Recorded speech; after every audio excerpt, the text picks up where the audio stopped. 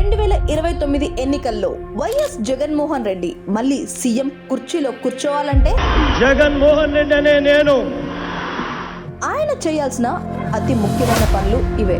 2019 ఎన్నికల్లో 151 సీట్లతో అఖండ majority, local body ఎన్నికల్లో తిరుగులేని ఆధిపత్యం. కానీ 2024 ఎన్నికల్లో కేవలం 11 సీట్లకు పడిపోయారంటే దానికి వివిధ కారణాలు ఉన్నాయి. ప్రభుత్వం మీద వచ్చిన వ్యతిరేకతతో పాటు చంద్రబాబును అరెస్టు చేయడంతో ఆ పార్టీ నాయకులు ఒక్క తాటుకొచ్చారు. కార్యకర్తలను సంఘటితం చేసుకున్నారు. దీనికి తోడు అగ్నికి ఆహుతి తోడైనట్లు జనసేన నేత పవన్ కళ్యాణ్ తోడవడంతో జనసేన తెలుగుదేశం కలిసి వెళ్తాయి వచ్చే ఎన్నికల్లో. కోస్తాంధ్రలో బలం పెరిగింది.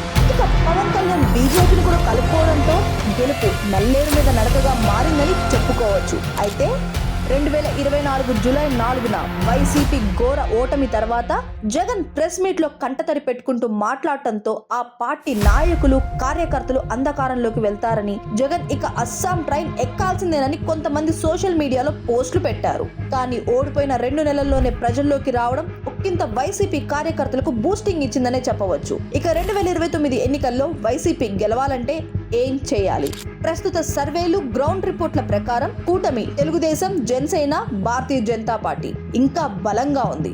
అయితే ప్రభుత్వం మీద యాంటీ ఇన్కంబెన్సీ వస్తే జగన్ పాదయాత్ర ప్లస్ సంక్షేమ ఇమేజ్ తో కంబ్యాక్ చేయగలడు. 2019లో మ్యాజిక్ రిపీట్ అవుతుందా అనేది ప్రజలు 3 ఏళ్లలో ప్రభుత్వ పనితీరు ప్లస్ జగన్ ఎంత ఎఫెక్టివ్ గా రీచ్ అవుతారనే దాన్ని బట్టి ఉంటుంది.